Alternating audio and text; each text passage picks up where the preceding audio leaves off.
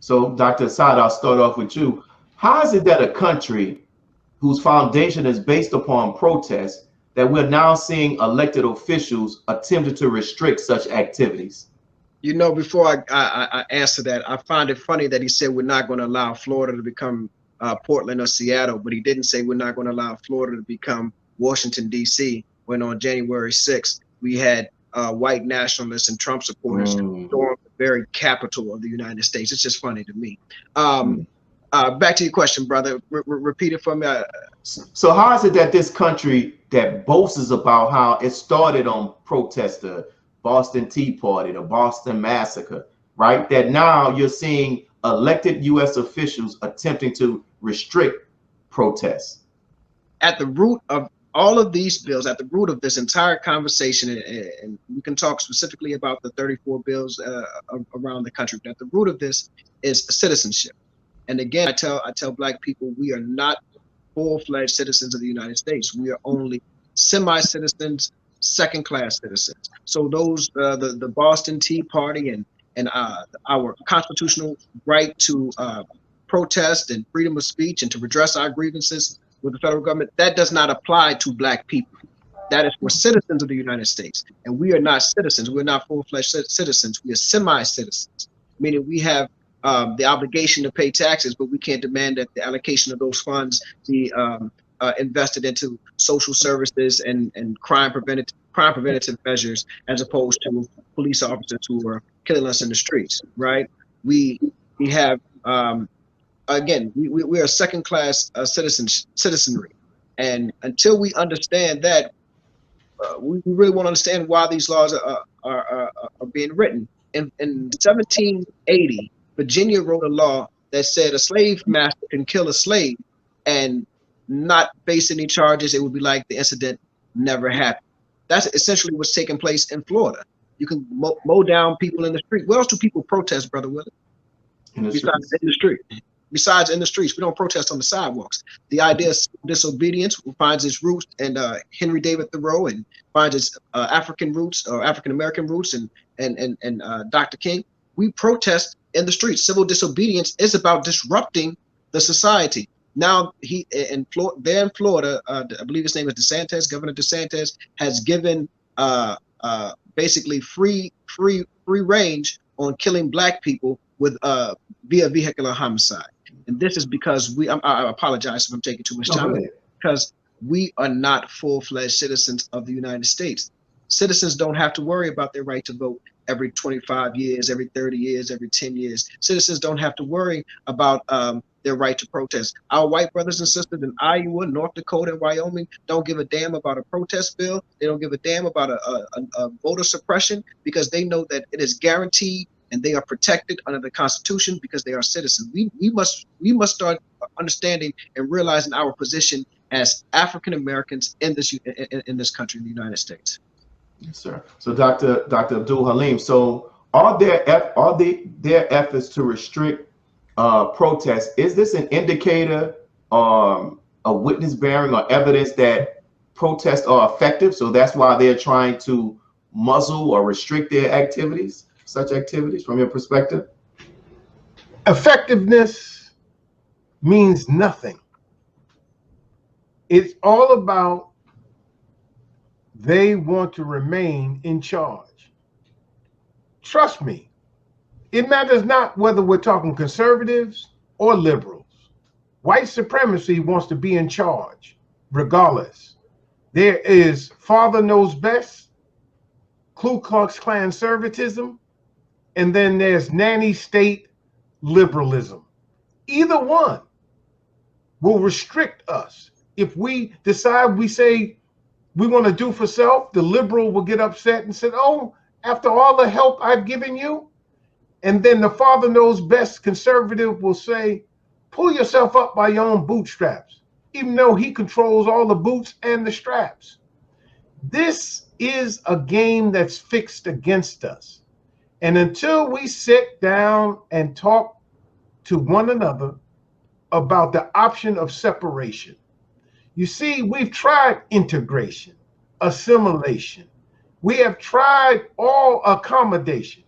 but we have not talked about really put on the other side of the coin, flip that coin over and talk about reparations, separations, and repatriation.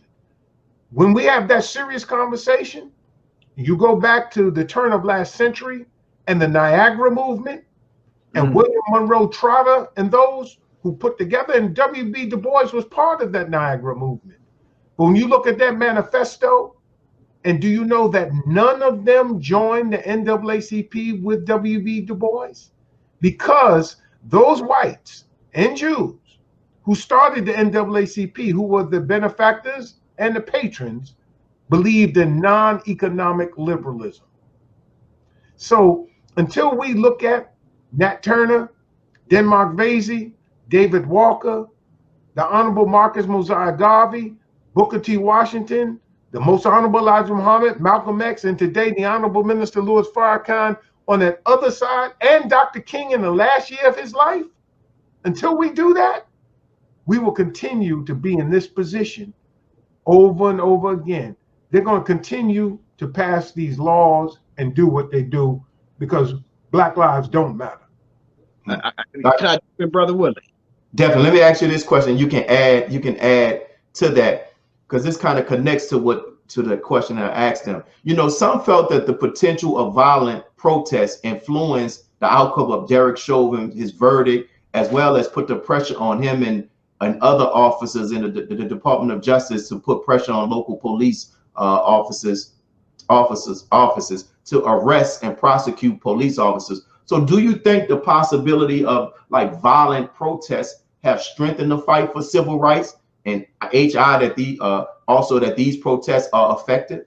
You can add. Yeah, and I agree with it. We need to look if the threat of violent protests pushing people to convict Chauvin, I'm with it. We need to do it again. That it was an interesting speech I was watching by Omar Suleiman. He was speaking on Malcolm X and Martin. He said that Malcolm went down to Selma, Alabama, and I believe at the time Dr. King was incarcerated.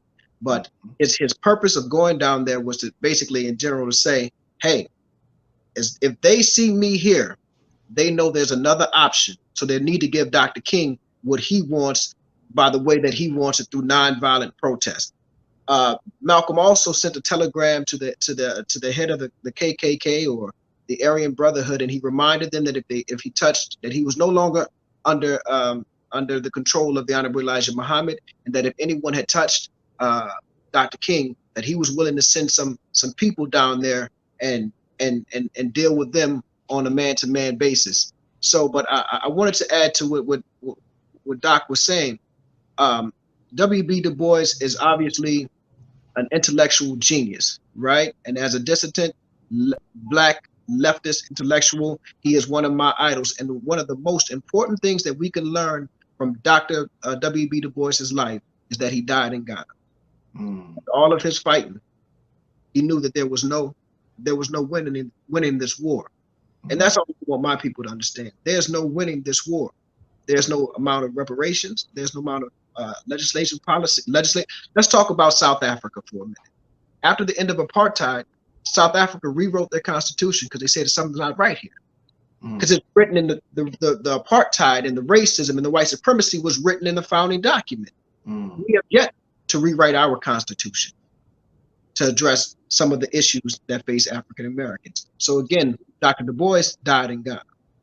He understood after all of that fighting, 103 years old, I believe he was, or I may have got his age wrong, but he was very old, 91 or whatever it was. He was a very old man. And after all of that fighting, he said, this is not it. It's not going to happen here. It won't. I visited his grave in Ghana. And what Dr. Assad Malik is saying is absolutely true. And where Du Bois ended up, as I hit on Dr. King, where Dr. King ended up, he died the day before the March on Washington. And at the end of Dr. King's life, Dr. King was closer to where the Most Honorable Elijah Muhammad and Malcolm X were than he was in 1963. And as Dr. Assad is pointing out, in fact, that's where they took his passport. Look what they did to him. Look what they did to Paul Robeson. Look what they did to every leader that stood up and spoke for us whether they were accommodationists, integrationists, assimilationists, or they wanted reparations, separation, and repatriation. Regardless of what, there's one consistent thing about them. They were black and they were seeking betterment for our people. Not just a few of us to make it, to be window dressing, but for the masses of our people to make it. And they all paid the ultimate price. Ida B. Delaney, that's a sister that was killed here in Houston. Ida B. Wells. I'm thinking about Ida B. Wells. I'm thinking about all of these sisters, Sojourner Truth, Harriet Tubman, all these people. They all paid a price, and they only honored in death and never in life, but not with Farrakhan. We're going to give him his flowers while he lived, and we're going to speak his name, and it's like throwing holy water on vampires. Anytime I'm in a room, I get a chance, I'll say the Honorable Minister Louis Farrakhan, just to see people's reactions in some cases. Maybe that's a little, mischievous. It's a little mischievous, but nonetheless, they're not going to pick our leaders for us no more. Nor are they going to determine the issues by which we determine our own freedom. That's Kujichagulia. That's self-determination. We should practice the Nguzo Saba every day of the week and not just 7 days during Kwanzaa. Yes, sir. Go ahead, Dr. Asad. Close us out in 1 minute. Well, just to back up what Doc is saying, Nelson Mandela said, "You don't get to pick my friends," right?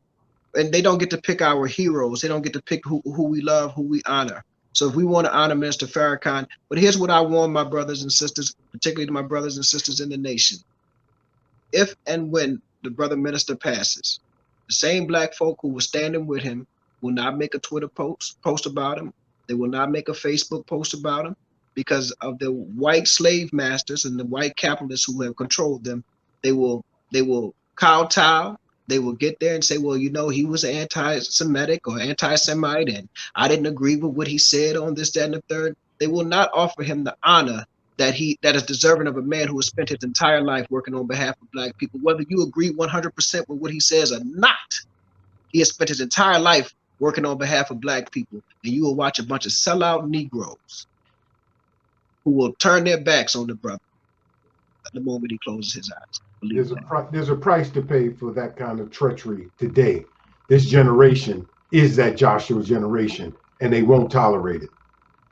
Thank you, brothers. You all always provide great, insightful commentaries. I always look forward to you all coming up that first Monday of the month. So thank you all also for tuning in. This is National Network View. Make sure you tune into us. We are daily network news, online news network. Hit the like button, brothers and sisters. Leave comments and make sure you subscribe and share these links. This is your brother, Willie Muhammad, with National Network View. Be a part of the force that powers truth in journalism. Go to nnvnews.com/donate.